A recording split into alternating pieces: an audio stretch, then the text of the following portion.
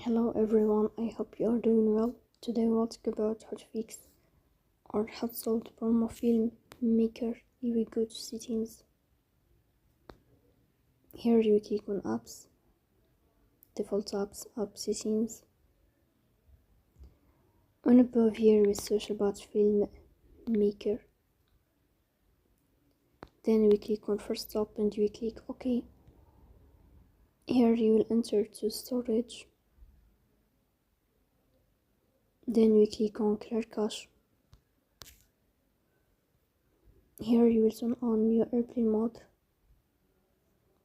and you will turn off your airplane mode again to fix that problem. So please don't forget to support us by like and subscribe.